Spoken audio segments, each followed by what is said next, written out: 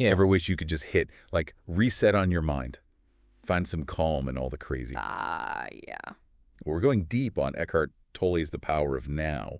See if he's got the answers. Okay. You send over some really interesting excerpts, like all about getting past ego, living in the moment, reaching enlightenment, that kind of thing. Right. So we'll try to break all that down, see how it actually applies to, like, regular life. Yeah, I think one of the things that's so cool about Tolle is that he can take these really complex spiritual ideas and he makes them so simple, so practical, Oh, boy. It's like he cuts through all the noise, gives Yeah. you actual tools for, like, changing yourself. Okay, so let's start with one of his big ideas, right? Okay.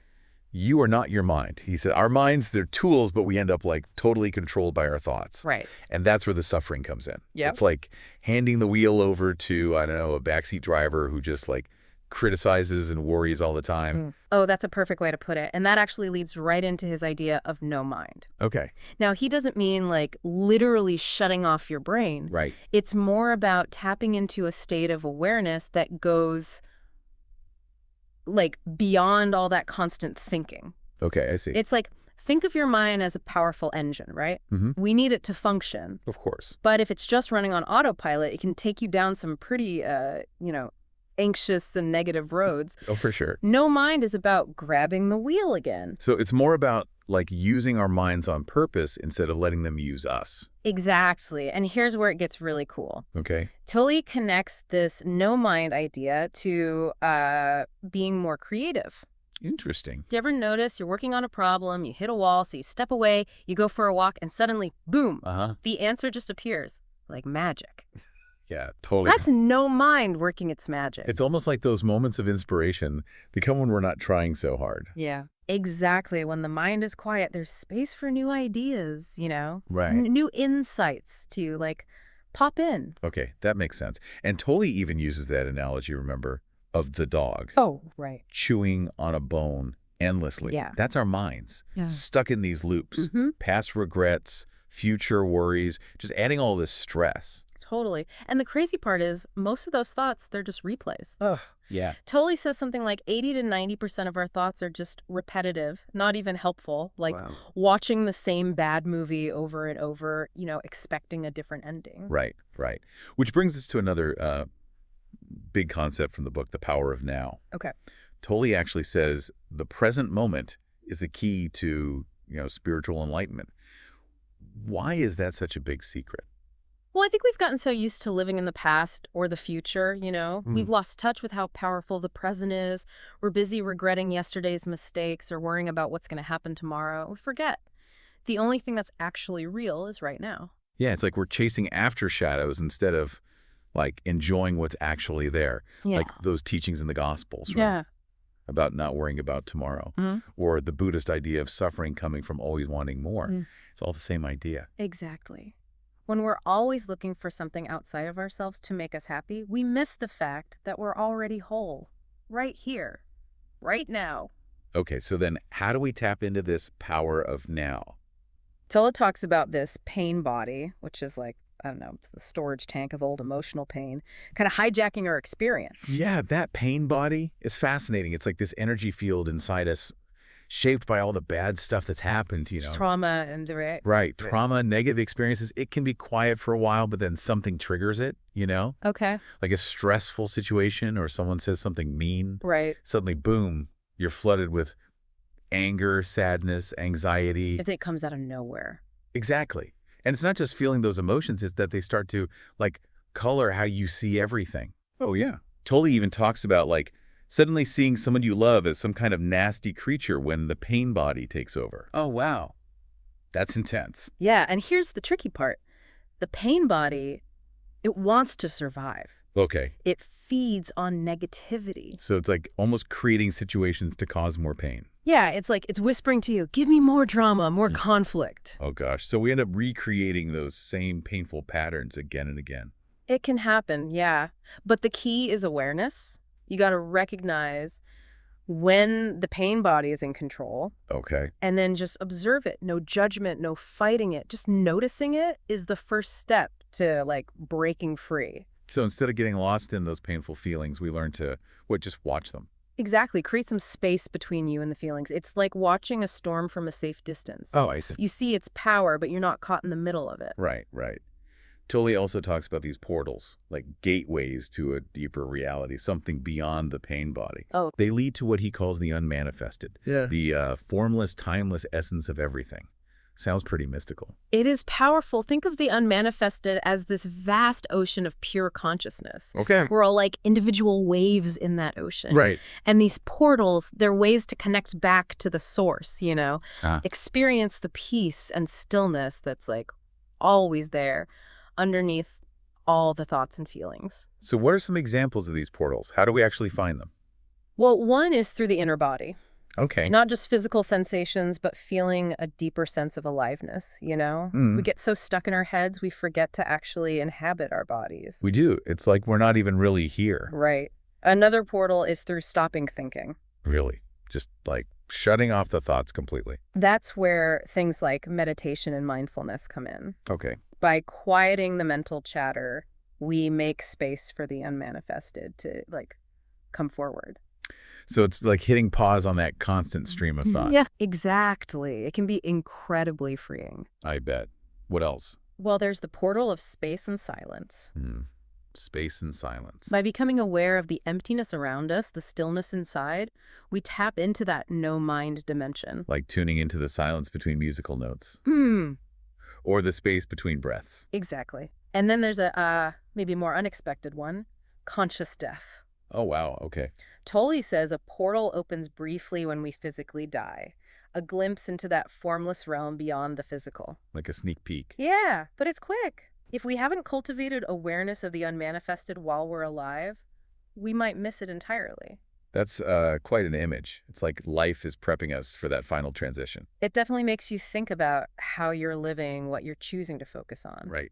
Tolle also emphasizes surrender, which I think sometimes gets a bad rap, like giving up when things are tough. Yeah, it's not that at all. But he means something much deeper, right? Exactly. Surrender isn't about being passive or resigning yourself to bad situations. It's more about letting go of fighting against what is, aligning yourself with the flow of life instead. So instead of trying to control every little thing, we learn to trust that there's a bigger intelligence at play. Right. Imagine dealing with challenges with a deep sense of inner peace instead of stress and struggle. That's surrender. That sounds pretty good, actually. It allows a different energy to flow into your actions. Makes you more effective, more resilient. So it's like shifting from forcing things to like going with the flow. But how does that work in, say, relationships? Oh, that's a great question. In relationships, surrender means accepting people as they are, without judgment, without trying to change them. It's like letting go of that checklist we have for everyone in our lives. Exactly. Easier said than done, probably. But think of the freedom for you and for them when you drop those expectations. Exactly. It doesn't mean you can't communicate your needs or set boundaries. It's about shifting that underlying attitude from one of control and resistance to one of acceptance and allowance. So we've covered some like really deep stuff here. Yeah. But how do we actually, put this into practice? How do we get more present in our everyday life? Well, Tolle talks about a bunch of practices and techniques for accessing that power of now, Okay. One of the simplest but most powerful is self-observation. Okay. He says, become more aware of what's going on inside you throughout the day. Thoughts, feelings, even physical sensations, but without judging them, It's like taking a step back from that voice in your head. Yeah, exactly. Just noticing what's happening. You could Yeah. even ask yourself, what's going on inside me right now? Or am I feeling at ease in this moment? Okay, I like that. And then just observe. Maybe you feel tension in your shoulders or your thoughts are racing, or maybe you feel like a quiet sense of contentment. It doesn't matter what it is. Just notice it. Don't label it as good or bad. So just by paying attention, we can start to detach from those like negative thought patterns that just run our lives. That's the idea. By bringing awareness to those thoughts and feelings, you create some space between you and them. You start to see them as temporary, not permanent. It's like we take back our power. Yeah. Realizing, hey, I'm not my thoughts. I'm the one observing them. Exactly. And that opens up so much freedom, so many choices. Okay, what about meditation? Where does that fit in? Meditation is a powerful way to cultivate presence, for sure. You're training your mind to focus on one thing. Right. Could be your breath, a mantra, even just the feeling of your body. Okay. And that helps quiet the mind, opens you up to that deeper stillness, the awareness Tully's always talking about. But meditation can feel kind of intimidating, especially if you're just starting out. Like the mind doesn't want to be tamed. It takes practice. The trick is to start small, be patient. Even a few minutes a day can make a difference. Okay? And Tolle's really clear. There's no right or wrong way to do it. Okay, that's good to know. The most important thing is to find what works for you, something you can fit into your routine. So it's about what works, not about following a bunch of rules. Exactly. And remember, it's a practice, not a performance. I like that. Some days your mind's going to feel like, a monkey swinging from the trees. Oh, yeah. I know that feeling. You just got to notice those thoughts, no judgment, and gently bring your attention back to your focus point. It's like training a puppy, right? Patience and consistency. Exactly. And over time, you'll find it gets easier to access that stillness, Okay. even when life's chaotic. So what about when we're not meditating? How do we bring that same awareness into, normal stuff? Tolle's big on this. Yeah. Every moment is a chance to practice presence. Really? Even just like doing the dishes. Yeah. You can bring mindfulness to anything, even the most mundane stuff. Washing dishes, taking a shower, walking to work. Engage all your senses. Pay attention to the details of what you're experiencing right now. So instead of thinking about my to-do list or replaying that awkward conversation I had earlier, Right. I focus on the warm water on my hands. Yeah. Or the smell of the soap, the sound of the birds outside. Exactly. It's about savoring those little things, the richness of experience we usually miss when we're lost in thought. Bringing your full attention to the present moment, whatever you're doing. I see. Tolle also talks about connecting with our inner body as a way to access the power of now. What exactly does that mean, to feel your inner body? It's subtle, but powerful. You're shifting your attention from your thinking mind to your sensations, your feelings. Okay. Start by noticing your breath. Feel your chest rise and fall, the air flowing in and out. Then expand your awareness to your whole body. Okay. Feel the aliveness inside. So it's about tuning into those subtle sensations, the energy that's always there. Is that kind of like what some traditions call chi or prana? Yeah, definitely some similarities there. Tolle doesn't use those terms specifically, but he acknowledges that there's this life force energy that flows through everything. And the inner body is a way to experience it more directly. So by connecting with our inner body, we're grounding ourselves in the present moment, but also plugging into a deeper source of energy. Exactly. And the more you practice presence, the easier it gets. Okay. It's like a muscle, At first it takes effort, but over time it becomes more natural, Right. more spontaneous. You start to access that peace and stillness more easily, even in tough situations. This reminds me of something you said before about how Tolle thinks even bad experiences can be chances to wake up. Oh, yeah. It's not about pretending everything's perfect, but finding that inner stillness no matter what's happening outside. You got it. It's about changing your perspective. Okay. Seeing challenges as opportunities to practice presence, to become more aware. So how do we do that, though? In the middle of a tough situation? It is hard, but that's what the practice is for, right? The more you cultivate presence in your everyday life, the more easily you can tap into it when you really need it. It's like building a reservoir of inner peace. I like that, a reservoir of peace.